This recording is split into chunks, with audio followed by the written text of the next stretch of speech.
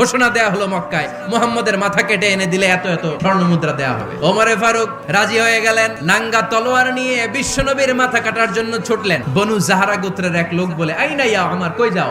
মুহাম্মদের মাথা কাটতে যাই। আরে মুহাম্মদের মাথা কাটতে যাও?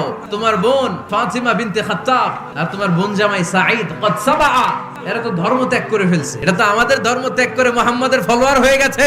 আগে ওমর ঘর সামলাও, পরে মুহাম্মাদের মাথা কাটতে যেও। ওমরে ফারুক অবাক হয়ে গেলেন। তলোয়ার নিয়ে বিশ্বনবীর দিকে না যেয়ে নিজের বাড়ির দিকে চলে গেলেন। বিশ্বনবীর আপন বোন ফাতিমা বিনতে খাত্তাব, বোন জামাই সাঈদ আর খাব্বাব রাদিয়াল্লাহু তাআলা আনহু তিনজন মিলে সূরা তাহা তেলাওয়াত করছিলেন। মক্কায় লুকিয়ে লুকিয়ে দাওয়াত হতো। খাব্বাব রাদিয়াল্লাহু তাআলা আনহু একটা চামড়ার ফলকের মধ্যে সূরা তাহার কয়েকটা আয়াত এনে ওমরে ফারুকের বোন আর বোন জামাইকে শিক্ষা দিচ্ছে, ট্রেনিং দিচ্ছে লুকিয়ে লুকিয়ে। ওমরে ফারুক যখন ঘরে চলে আসলেন, এরা তটস্থ হয়ে গেল। সাইয়েদনা খাব্বাব বিছানার তলায় লুকিয়ে গেলেন। ওমরে ফারুক বললেন, দরজা খোলো।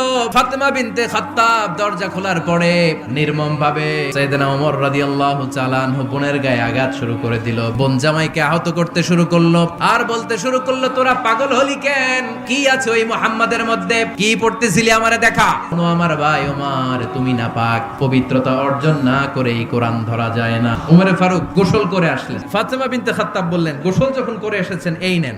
ওমরে ফারুক এবার চামড়ার কাপড়ের মধ্যে সূরা তাহার প্রথম আয়াতের দিকে নজর করলেন। উনি খুব ভালো আরবি জানতেন। ওমরে ফারুক ছোট্ট বাচ্চার মতো কান্না শুরু করে দিলেন। সূরা তাহাটা হাতে নিয়ে, তলোয়ারটা হাতে নিয়ে বিশ্বনবীর দিকে ছুটতে আরম্ভ করলেন। আইনা মুহাম্মদ। বিশ্বনবী তখন সাফা পাহাড়ের পাদদেশে দারুল আরকাম ইবনে আলকামের ঘরে লুকিয়ে লুকিয়ে কোরআনের দাওয়াত দিতেন।